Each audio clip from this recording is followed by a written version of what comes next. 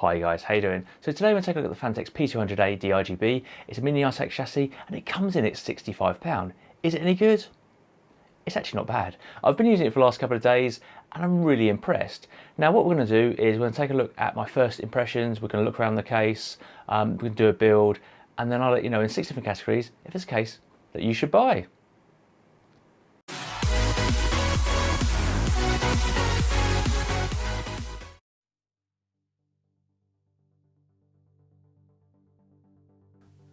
So one of the first things you're going to notice about this case is that even though it's an ITX case, it's pretty big. Now that's not a problem because obviously it fits an ATX power supply, you get a couple of radiators in there, obviously full-size graphics cards. It's not as small as I'd like. You know, I've built recently in the Cooler Master NR200P, and that goes up to a 280mm AIO. You get really good graphics cards in there. So I'm a little bit disappointed that this is so big, and I kind of use that term loosely. It is definitely on the larger side. So what we're going to do is have a look inside, look around the case and kind of like see what you get for your money. So in order to get the doors off, you literally do this, you pull here, there's a little lip, pull that, and then obviously you can see it's just kind of balancing by itself, and then you lift it up, turn it round, and then these little nubbins hold it in place. There's 2 of them, and then there's these little hooks which come round and they go on this track here. Right, I'll switch the light on now because we can see inside, because with black cases it's awful. So here we have an accessory kit, so we'll just get that out and see what's inside.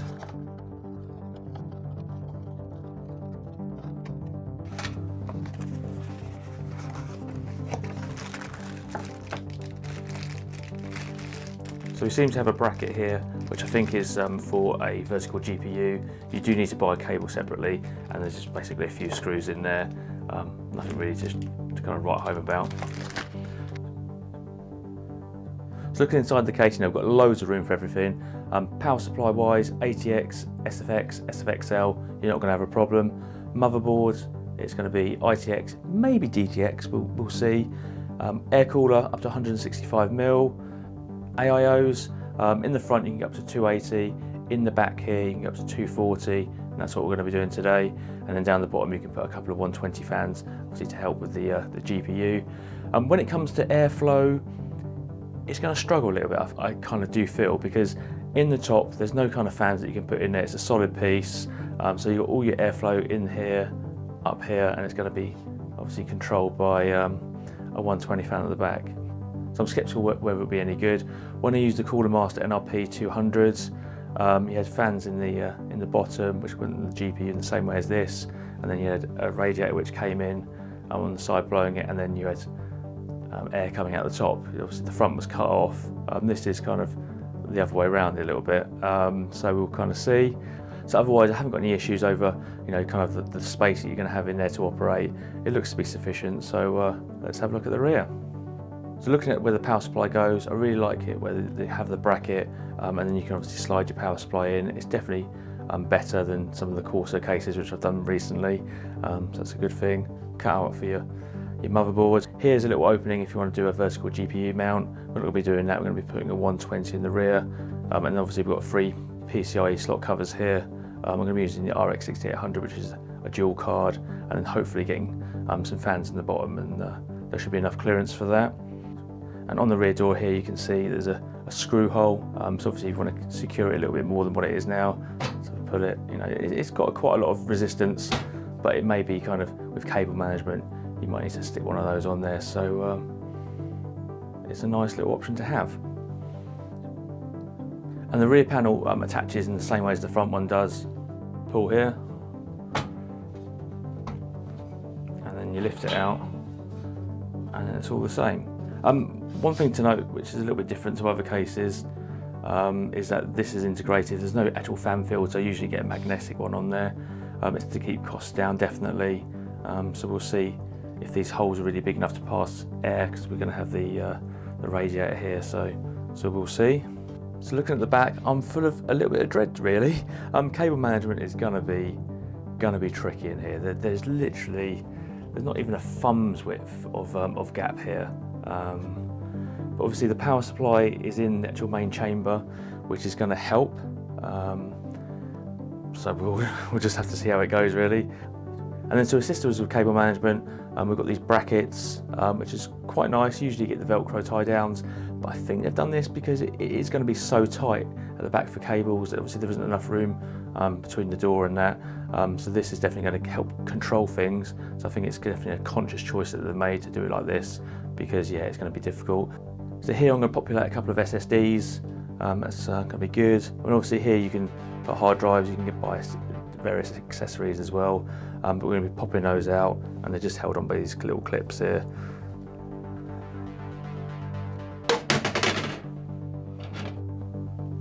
Yeah, they're just held on with those little clips. It's cheap, it's tacky, so I'm definitely going to be happy to get rid of those. And then we've got all the usual cables. We've got a Type C, a 3.0, audio, and our fans and all of that, which will be good. And then just to note, I don't know if you can see it there, but they are 3-pin, so that'll be 5 volt, I believe. And then yeah, all the cables are managed nicely down here. So let's have a look at the front. So on the front, we've got this nice mesh front panel. There's plenty of room behind it if you want to kind of put the fans on the outside of the case. And I believe if you're going to go for a 280 AIO in the front, that's something you're going to have to do. Otherwise, it's got the Phanteks logo on there, and it's quite decent. Now down the bottom, our front panel stuff, I'll just kind of go through those. We've got a reset button, we've got our RGB modes, because I believe that you don't actually have to hook up to a motherboard to get the RGB effects. You can control that, it's got some sort of controller in there. We've got a headphones and mic jack, we've got a Type C and a 3.0s. So from a I/O point of view, it's pretty good, but it's down the bottom. I'm not sure that's going to be the best place for it. If it was obviously up top, then brilliant, but you know, I'll be very happy to get a Type C on the front, because my motherboard is a little bit temperamental. So yes, like I said, to have that will be quite handy. And then finally, looking at the top, we've got a power button, and that is it. Yeah. Guys, that's the Phanteks P200A D-RGB, or whatever it's called. We're going to do a build now. I'm looking forward to it, so let's crack on.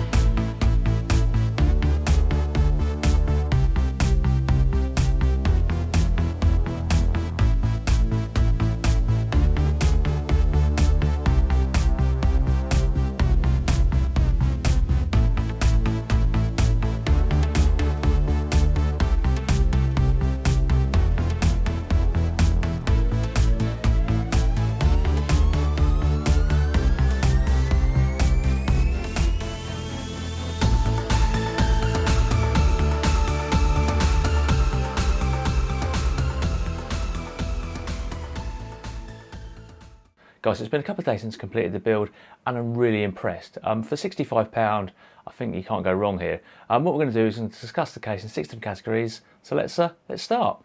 So the build quality of the case is pretty good. Remember, it's £65, and for that, you know, they've done a good job.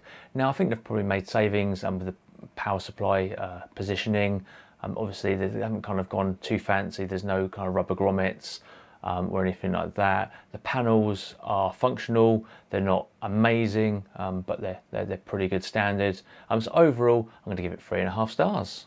So the design of the case is pretty good, but it's not fantastic. It reminds me a little bit of the Nano S from Factory Design, and a slight kind of lean towards the 011 Dynamic Mini from Lian Li. That's probably just because of the radiator at the back. I do like it. One of the things that really irritates me is the fan filter at the bottom. You've got to pull the front panel off to get to it. Why? It's just not good. Obviously, with it being ITX and supporting an ATX power supply, I get that. Obviously, they want to keep costs down for the end user, because obviously if you've got mini ITX, it's expensive. The case is, you know, £65. It's more of a budget option, and then if you're going to have to spend over £100 on a power supply that you may not already have, then yeah, that's not going to be great. So, you know, props to them for kind of doing it. But, you know, from the layout, you know, they could have maybe kind of utilised a little bit more space for cable management, which we'll discuss a little bit in a bit. But overall, it's pretty good. I'm going to give it 3.5 stars. Cooler support is brilliant. You know, you can get a 280mm in the front, in the back a 240 like we've done. If you're going to go air cooling, 165. You can't really do much better than that, especially in a case this size. So I'm going to give it 4 stars. So the GPU support in this case is fantastic. 355mm, you can go triple slot. If you've got a dual slot like I have, then you can put standard fans underneath, and that's certainly going to help with cooling. But yeah, 4.5 stars. So the cable management for this case is okay. You know, it could be so much better, to be perfectly honest. Now, I've got the best kind of both worlds, because I've got an SFX power supply with premium braided cables. Now, if you're at the other end of the spectrum and you've got an ATX power supply with ketchup and mustard cables and it's non-modular, you are gonna struggle. It's gonna look awful. There's not really a lot of room to kind of put your cables. There's a little chamber at the back, but is it gonna be enough? I really doubt it. So if you're gonna go for a full-size ATX power supply, go semi or fully modular. That's definitely gonna be the way forward, but it's still gonna be difficult. For me, like I said, it was okay. You know, I think the GPU cable could have been a little bit longer, but I managed to get it in. So overall, I'm going to give it 3 stars, but, you know, like I said, be prepared for a bit of pain. So the last category we're going to look at is value. Now, remember, it's £65. The build quality, the aesthetic, the fans that you get are really good.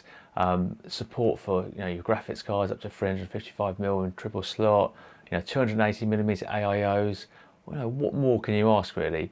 It's fantastic. I'm going to give it 5 stars because I just think it's such good value for money. Is it as good as the Cooler Master NR200p? No. That for me is a more premium case.